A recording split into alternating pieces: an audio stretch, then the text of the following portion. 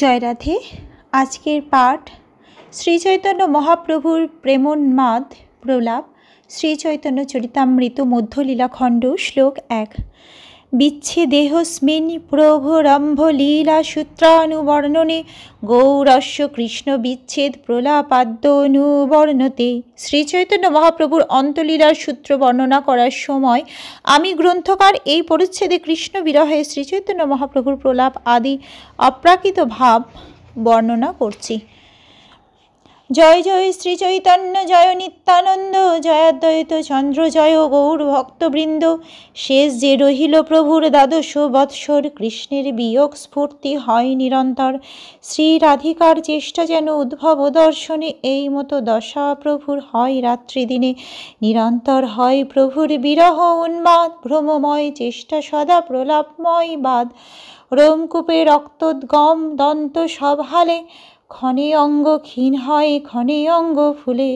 গম্ভীরা ভিতরে রাত্রে নাহি নিদ্রালব, ভিত্তে মুখ শির ঘষে ক্ষত হয় সব। শ্রী চৈতন্য মহাপ্রভুর জয়, শ্রী নিত্যানন্দ প্রভুর জয়, শ্রী অদ্বৈত চন্দ্রের জয়, গৌর ভক্তবৃন্দের জয়। শেষ দ্বাদশ বৎসর শ্রী চৈতন্য মহাপ্রভু নিরন্তর কৃষ্ণ বিরহ জনিত ভাব প্রকাশ করেছেন। বৃন্দাবনে উদ্ভবকে দর্শন করে শ্রীমতী রাধারানীর যে অবস্থা হয়েছিল, শ্রী চৈতন্য মহাপ্রভুর অবস্থা ও দিবারাত্র ঠিক সেই রকমই হয়েছিল। শ্রী চৈতন্য মহাপ্রভু নিরন্তর কৃষ্ণ বিরহ জনিত অপ্রাকৃত উন্মাদনা প্রদর্শন করেছিলেন। তার সমস্ত কার্যকলাপ ছিল ভ্রমময় এবং তার কথাবার্তা ছিল প্রলাপময়। সে অবস্থায় কখনো কখনো তার শরীরে লোমকূপে রক্তোদ্গম হতো এবং আবার কখনো কখনো তার দাঁতগুলি আলগা হয়ে যেত। কখনো তার সমগ্র দেহটি ক্ষীণ হয়ে যেত, আবার কখনো তার সমগ্র দেহটি ফুলে যেত। শ্রী চৈতন্য মহাপ্রভু গম্ভীরায় থাকতেন, কিন্তু তিনি এক নিমেষের জন্য ও ঘুমোতেন না। সারা রাত তিনি মেঝেতে মুখ ও মাথা ঘষতেন এবং তার ফলে তার সর্বাঙ্গ ক্ষতবিক্ষত হয়ে যেত। তিন দ্বারে কপাট প্রভু যায়েন বাহিরে, কভু সিংহ দ্বারে পড়ে কভু সিন্ধু নীরে। ছটক পর্বত দেখি গোবর্ধন ভ্রমে, ধাইয়া চলে আর্তনাদ করিয়া ক্রন্দনে। উপবনোদ্যান দেখি বৃন্দাবন জ্ঞান, তাহা যাই নাচে গাই ক্ষণে মূর্ছা যান। কাহা নাহি শুনি যেই ভাবের বিকার, সেই ভাব হয় প্রভুর শরীরে প্রচার। হস্তপদের সন্ধি সব বিতস্তে প্রমাণে, সন্ধি ছাড়ি ভিন্ন হয়ে জন্ম রহে স্থানে।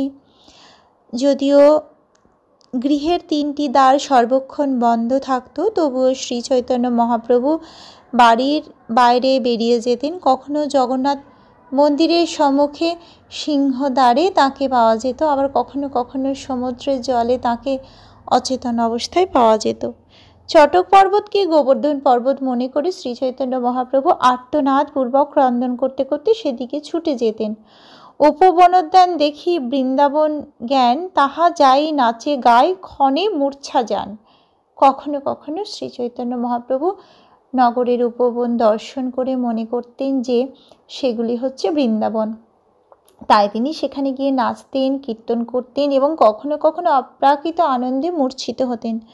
মহাপ্রভুর শ্রীঅঙ্গে যে সকল অস্বাভাবিক ভাবের বিকার দেখা যেত, সেই বিকার অন্য কারো শরীরে সম্ভব ছিল না। তার হস্তপদের গ্রন্থিসমূহ কখনো কখনো প্রায় 1 বিঘত 8 ইঞ্চি দূরে সরে যেত এবং সেগুলি চামড়ার আচ্ছাদনে কেবল যুক্ত থাকত। আজকের পাঠ এই অবধি। ভজ শ্রী কৃষ্ণ চৈতন্য প্রভু নিত্যানন্দ,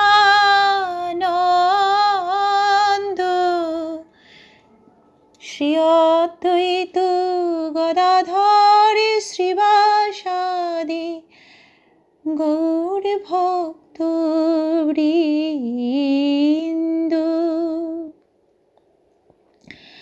হরে কৃষ্ণ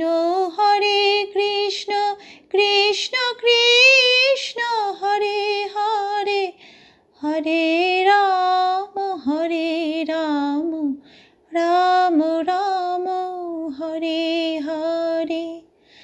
জয় রাধে জয় রাধে, জয় রাধে জয় জয় রাধে, দণ্ডবোধ।